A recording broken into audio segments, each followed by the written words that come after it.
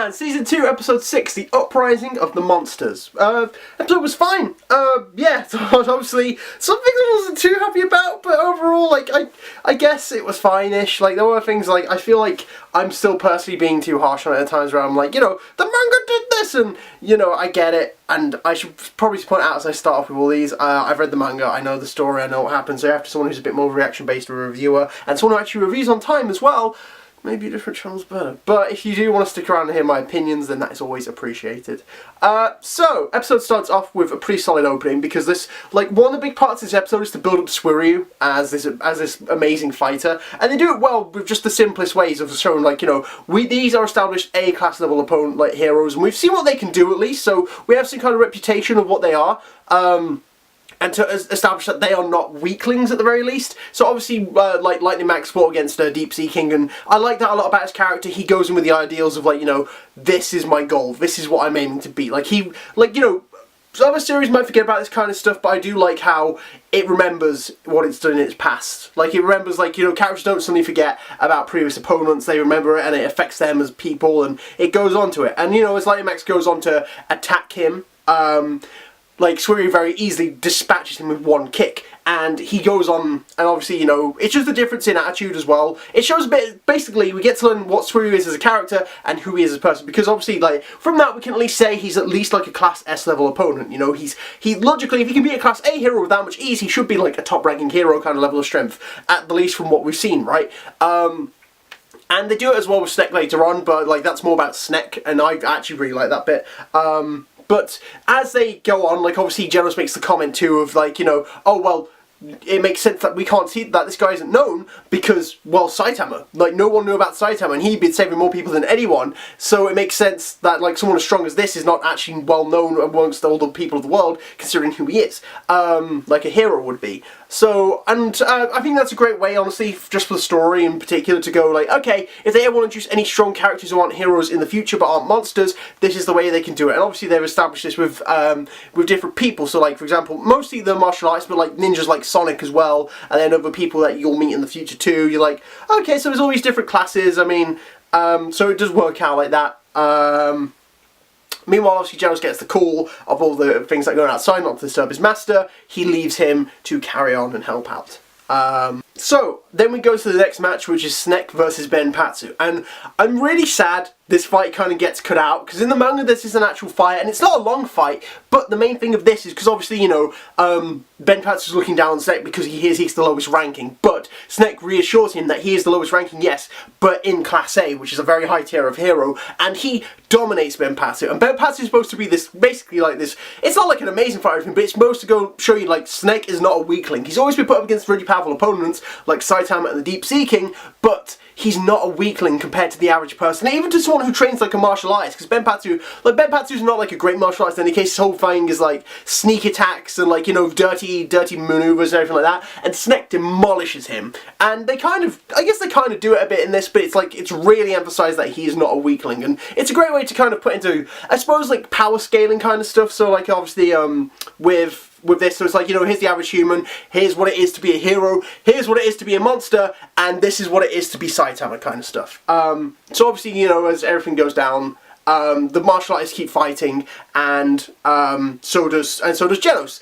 And here's something else which they did better in the manga. Does it matter to the story at all? Not really, but I just really liked it in the manga, and I wish they did it here too, where I hate when I do this, because I feel like all I'm saying is, well, the manga did it better, and I'm like, well, I don't stick to the manga because I want the anime to be great. Is when basically all the fights are happening, Genos is also fighting at the same time, and then just for style, he beats them in the same way. It's not intentional, but, like, you know, so Boltane beats Bazuzu, right? And, like, so he goes in with, like, uses electric punches, right? Genos uses high voltage fists on the first monster. Gatlin uses, like, many of his fast punches. Genos machine gun blows. Dave stomps Rosie, and then that's when the rocket stomp comes in. And like, what I love about seeing more of this is, and this is what I mean, like, why I think the manga kind of did it better too is because it's really a win for Genos, and Genos is so rare for his wins. He really is, because he just constantly, like, he's always losing, and it makes you sad, and you're like, come on, you want him to have a win. So at this moment, Genos is like a goddamn Terminator, this unstoppable robot man who is just has a goal and will do anything he can to achieve it. And that's like what I loved about it in the manga, is it's like he was really just like wrecking everyone. It was so fun to watch, and they just kind of blow past quite a bit of this. And then, oh, I smell some spicy meatballs because I see a pepperoni man's on the way. Face Ripper. This will probably be like my last comparison I'll try and make to the manga, although it's what I should be comparing it to in the first place, is they really did Face Ripper dirty. They really did. Face Ripper in the manga, he doesn't last long in any case. He only lasts a chapter, so it didn't need to last long. I didn't expect like a lot of him. But what I liked about Face Ripper when I read it was he was like, okay, first of all, let's just make this clear. On the off chance you haven't seen it, here's what Face Ripper looks like in the anime. Oh, that's okay. Oh wait, that's what it looks like in the manga. He's a pretty scary monster. And it's really kind of uttered, like, you know, like, Genos actually is kind of taken aback by him at points as well. Like, obviously, he's like this creepy designing monster, and he's got a very serial killer vibe to him, a psycho vibe, which works really well, because when he goes charging, Genos is like, whoa, he's fast, and Genos is actually kind of caught off guard by this monster. And sure, he beats him fairly easily, still takes some damage, yeah, but Face Ripper is supposed to be this pretty intimidating monster. And I don't know a lot about Japanese voices, but I thought the guy who voiced Face Ripper was good, though. I liked, he had this creepy laugh, I was like, that's good, I like you for that. And it just makes me sad that, like, he looks like that, because, like, he was this intimidating monster, and maybe this is something that it could have done to kind of help to improve it, would be when, is like, in the manga, when a tough monster shows up, or when a monster of some kind of relevance shows up, we see their threat level as well. So, like, Face Ripper is a demon level threat, and maybe, because it's not like it'd take ages just to put, like, a little... Well, Matt, you're really passionate, your voice is cracked about that. Ages, it wouldn't take ages for this kind of stuff to... be done. I think it's just like a little, like, in the core, like, boom, demon, boom, dragon, and, like, you know, just for, like, relevant characters to kind of get a good gauge of their strength and, like, how powerful they are, like, and that's all and maybe even for the heroes too, because obviously apart from the S-class heroes, like, they show, oh, it's an S-class hero, just to get a decent gauge of, like, some of the support heroes who show up. So apart from obviously like Moomin Rider, who's like C-class rank 1, we know that, but even just, like, you know, some of the background ones, so we can be like B's and A's, and it doesn't even have to be like numbers, just like A-class, B-class, C-class, you know, just that might help to kind of iterate, like, I guess, and like power, that gives a good sense of power scaling. No, the One Punch Man power scaling doesn't really matter too much, because let's face it, Saitama's in B-class and he could beat everyone else, meanwhile King is in S-class and he's stronger, I'd say a little stronger than an average human, only a little though. By the way, that's not from, like, that's not spoilers or to anything, that's me genuinely, like, looking at his size and physique and saying he's that. Ages, but yes. On the plus side though, you know what I wasn't pleased about Face Ripper's design? They made Chose look intimidating, and I love that, because Chose's supposed to be, like, you know, this creepy man, like this creepy assassin kind of man, and that look he gave Mentai was so good. It was like, I was like, damn Chose, you've done that right, and and that's fine by me. They made him look genuinely, like, threatening and scary, and I was so on board for that. It's like, remember this face? Let's see. So obviously Genos goes around wrecking the monsters, and then he meets up with Awakened Cockroach, and on comes probably the two best parts of this episode to me. Well, actually, probably there's three best parts, but these two went back to back. First of all, obviously as the fights go on, we eventually get to Saitama versus Bakuzan. And, it's just, like, the thing is with the comedy, it's tough to go wrong as long as you stay true to the story, and they did, and it was still really good. I love that scene when it happens originally, and I love that scene when it happens now. Just... oh, listen to this voice.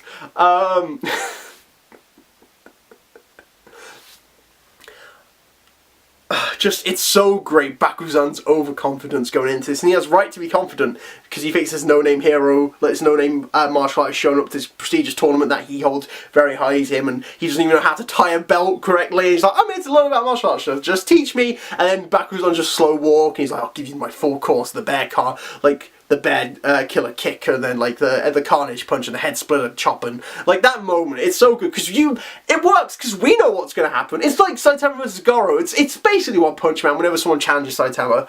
We know what's going to happen, they don't know what's going to happen, so just sit back and watch, because the moment he touches that, he's like, don't touch my head, and just, like, boom, goes flying. It's just perfect. The crowd's in silence, Genos versus Awakened Cockroach was pretty good. It's a shame it's such a small fight, but my god, it's such a good one. It's like, because like, it's supposed to be like the super sporadic fight, and like, it's done so well. Even just like the effects, like obviously, you know, Cockroach like just like scuttling around everywhere, and Genos can't keep up. He's got trackers in his eyes, but even he's struggling to keep up. And like, I just love the effect of like his cannons on his arms, where he's just trying to like move it around, and the light traces around it and follows it too. Just such a good little detail, and I'm fairly sure basically every time this series has looked good, season 2's looked good, it's been because of one man. I'll put it there because he deserves the credit. Like, anytime it's looked good, follow him on Twitter, because I feel like he's genuinely trying to make this series look good, and he deserves all the credit for it. I don't know his name, but I'll put it there. I'll put his Twitter handle there so you can follow him and take a look. But if you are, and really there might be some spoilers for stuff ahead, so maybe hold off. But when the series is done,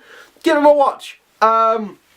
Yes, but obviously, and then it gets to the ridiculous side of One Punch Man. So obviously, he can't hit him, and then, like, he's like, I have to do this, I only have this technique left. And it's like, you know, and as, you know, he's been a robot, and, like, he's shown all these new techniques, like, obviously, like the classics, obviously, like the Incineration Can, but, like, High Voltage Fist, stuff like that. And then Awakened Cockroach is like, what are you gonna do next? Laser Eyes, like, everything like that. And then, no, glue shoes! He's got little glue shoes, and I love it. It's so ridiculous, and this is, it's stupid, but it's the best way. He's like, he's trying to grow, genuinely, and he's like, this is the way to grow, if I have something like practical, like glue shoes, so then enemies can't sneak up on me anymore. It's for annoying ninjas. And I do love he's basically saying, if I use this though, I basically am admitting he's faster than me, and he's better than me, and then he's like, but yeah, you're not gonna care, boom. Yes. Meanwhile, a threat like no other, that Genos' face shows up, and we cut away to Fubuki.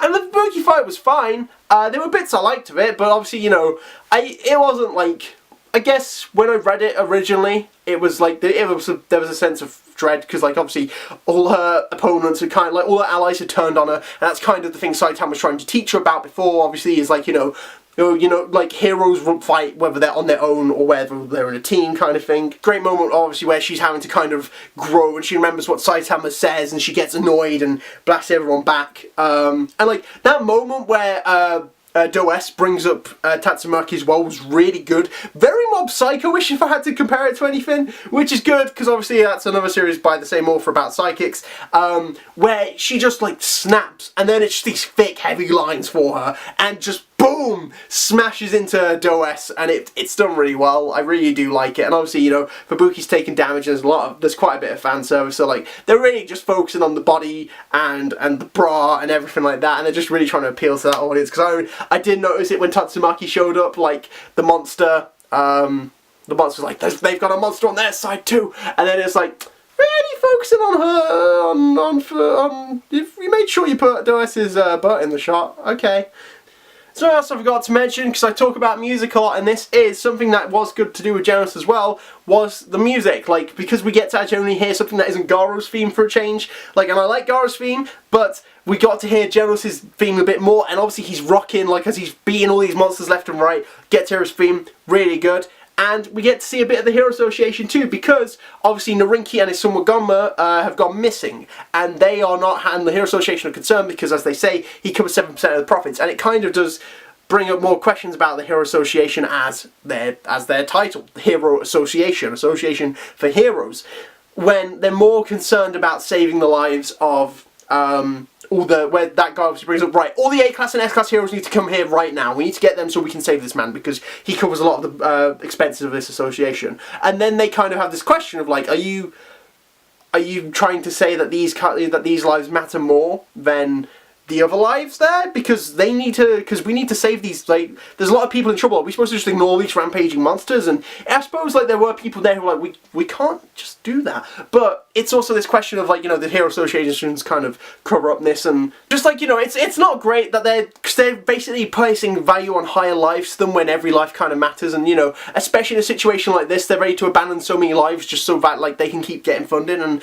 I get it, because they need funding to live, and like, you know, so this Hero Association can ideally help people, but when you're abandoning lives, like, it's always like, it's times like this where where people can truly show themselves, and they're more concerned about money than they are about helping society, and that's just something that's something to notice from this episode at least.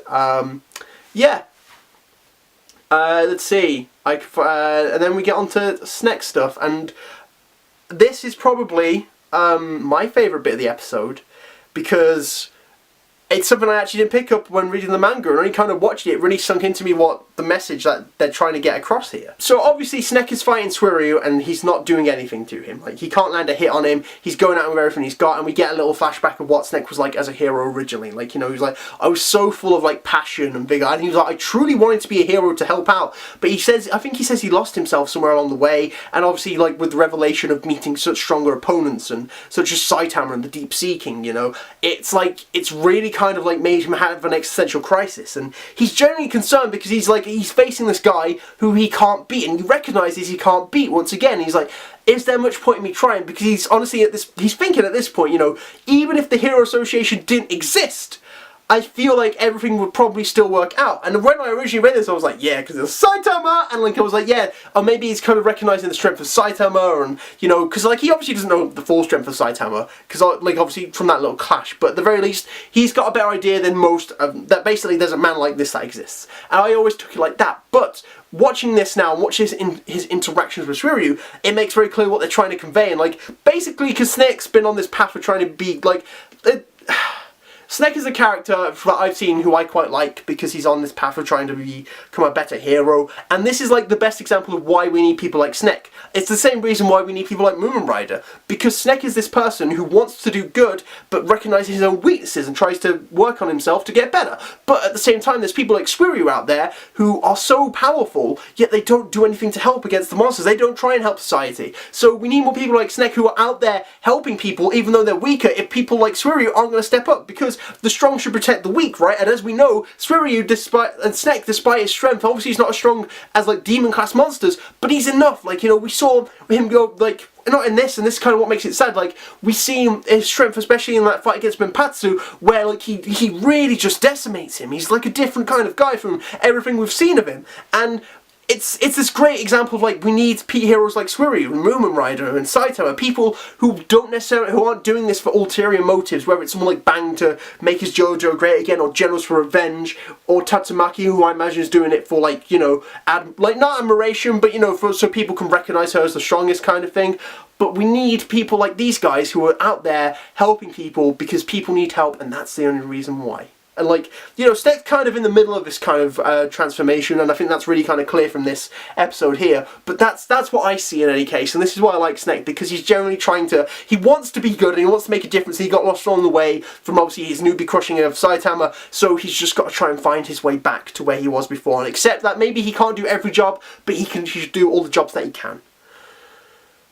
Snek's a good character, and then Suiryu just whacks him. And Suiryu makes the point of, like, you know, it's okay for monsters to do this because, you know, it's time for the weak to be weeded out and us will survive. And Snek goes on to say who will survive, and Suiryu says the strong.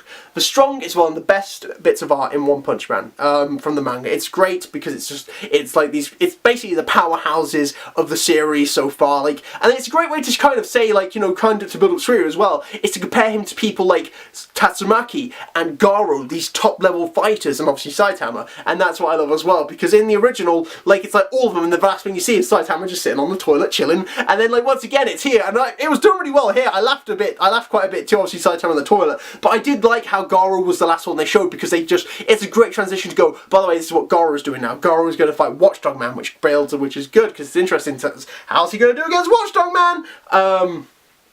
And I guess I don't know, I've said a lot. Have I missed anything? Probably. And of course we get the post-credits where we learn the truth about the monsters. Like, they haven't even sent their main forces out there, you know. We learn about a monster, like, we basically learn Genos has been defeated by this monster called Goketsu. I hope that's true, I hope I haven't spoiled that. It's not a spoiler in any case, because Goketsu beat Genos, and he's heading towards the Super Fight tournament. We obviously see, like, various other monsters, like, and we meet Gyoro, the advisor of the Monster Association, who is advising the Monster King himself, Orochi. And I guessed from the last episode in any case that this would be the post-credit scene for this one. And I thought it was fine. Because like his reveal is such a big surprise, and like maybe because I knew what was going to happen, but like obviously the Monster King Orochi, he towers over someone like Metal Knight, who was a giant robot. They put it in from his perspective, his size, and obviously he's got this aura around him, and I haven't seen Orochi in colour yet properly, so that looks really good. Honestly, the purple works for him, and I'm ready to see like how they take it in the future. But you know, we've kind of set up one of the main antagonists of the story from this. Obviously, we've seen glimpses of him as like this pretty scary monster in the opening, who gets his own little bit, and I was excited when I first saw that. But now I'm ready to. So Orochi's there, and he's a known presence now in One Punch Man, and I'm happy that people know who he is, and so happy I can't get the words out apparently. But yes, overall this episode was pretty good. Like I said, I have my problems. Like I think some things I would have liked some things to have been in. So like obviously the Snek versus Benpatsu. Like personal preference is definitely that, like the comparison between martial arts and Genos.